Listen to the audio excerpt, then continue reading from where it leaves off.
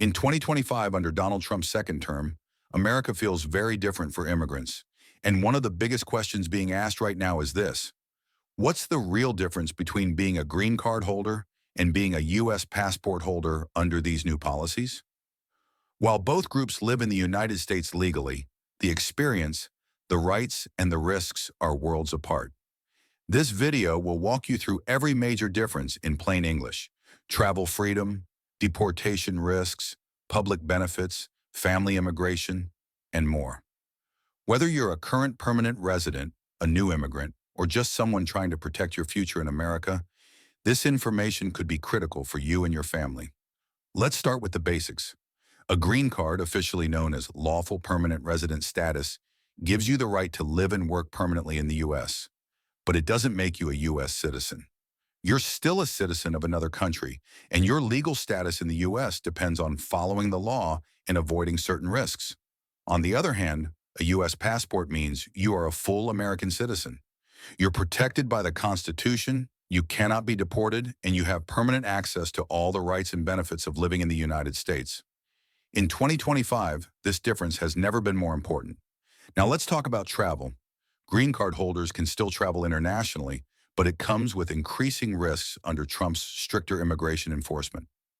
If you're from certain countries like Iran, Syria, Venezuela, or Afghanistan, you may face long airport delays, secondary inspections, and sometimes even denial of reentry if officials believe you violated the terms of your stay.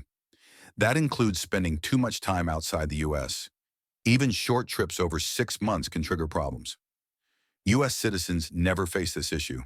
If you have a U.S. passport, you can travel for as long as you want to any country and always return without any risk of being denied at the border. Now here's where things get even more serious. Deportation.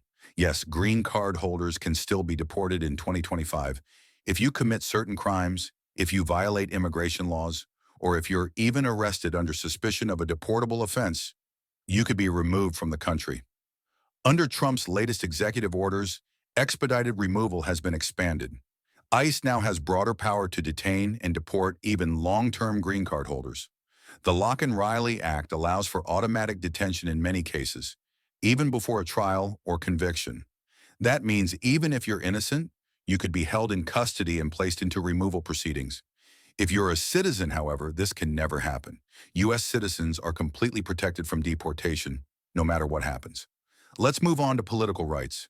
Green card holders cannot vote in any election, not local, not state, not federal. They can't run for office and they're not eligible for most government jobs. U.S. passport holders, on the other hand, can vote, run for public office, and work in federal positions, including roles in law enforcement, military, and national security. In a time of political change, these rights are more important than ever. Citizens have a voice. Green card holders do not. What about access to public benefits? Green card holders do pay taxes, and after contributing to Social Security for 10 years, they can access Medicare and retirement benefits.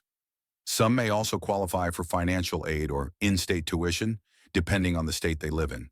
But under Trump's 2025 immigration rules, the public charge rule is back and stricter than before. That means if you receive too many government benefits like Medicaid or food assistance, your green card could be denied, or worse, revoked. U.S. citizens face no such risk. They can access public benefits freely without any immigration consequences. That gives them far more financial security and peace of mind. Family immigration is another area where the difference is huge. Green card holders can sponsor their spouses and unmarried children, but the wait time can be long, sometimes years, due to visa limits. U.S. citizens, however, are given top priority. They can sponsor their spouse, children, and even their parents with much faster processing times. That means family reunification happens much quicker if you hold a U.S. passport. Under Trump's push for a merit-based immigration system, family-based immigration is being deprioritized, making it even harder for green card holders to bring over loved ones in a reasonable time frame. Then there's the path to naturalization. A green card holder can usually apply for U.S. citizenship after 5 years, or 3 years if they are married to a U.S. citizen.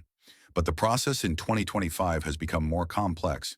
The citizenship test is harder, Interviews are more thorough, background checks are deeper, and the public charge rule could even delay or block your citizenship application. This has created a wave of uncertainty for permanent residents who want to become Americans. U.S. citizens, of course, never face any of these issues. Again, once you have your passport, you have it for life. Let's not forget about global mobility. In 2025, a U.S. passport still ranks as one of the most powerful in the world. It grants visa-free or visa-on-arrival access to over 180 countries. Green card holders don't get any of those perks. When you travel abroad, you must use the passport of your home country, which may have visa restrictions or limited travel access. In many cases, this difference can impact job opportunities, emergency travel, or even your ability to visit family in other countries. Now think about the psychological burden. Green card holders often live with constant worry. Can I travel safely? Will I be targeted by immigration enforcement? What if a law changes next month? That stress has only increased under Trump's 2025 policies. One wrong step, one unexpected trip, one missed form, one arrest, and you could lose your legal status. In contrast, U.S. citizens sleep easier. Their rights are guaranteed. Their place in the country is permanent. Their freedom to travel, vote, and live without fear is secure. So what should you do if you're a green card holder in 2025? First, don't panic, but stay informed. Monitor policy changes closely. Avoid any criminal behavior, no matter how minor. Don't travel abroad for long periods without a reentry permit. If you're eligible for citizenship, apply as soon as possible, and seek legal guidance if you have any doubts. Remember, a green card is not a promise, it's a privilege. And under Trump's immigration crackdown, that privilege is more fragile than ever. The bottom line, in 2025, the difference between being a green card holder and a U.S. passport holder is no longer subtle. It's massive. And the stakes have never been higher. From the risk of deportation to limited rights, from slow family sponsorship to restricted travel, green card holders are facing more challenges than at any time in recent memory. Meanwhile, U.S. citizens enjoy full legal protections, travel freedom, civic rights, and peace of mind. If you or your loved ones are permanent residents, this is the time to seriously consider becoming a citizen, because in today's America, only a U.S. passport offers true security, stability, and a future without fear. Thanks for watching. If this video helped you understand the real-world impact of immigration status in 2025, please like, comment, and subscribe for more updates on immigration, green card policy, and naturalization tips. And don't forget to share this with someone who needs to hear it.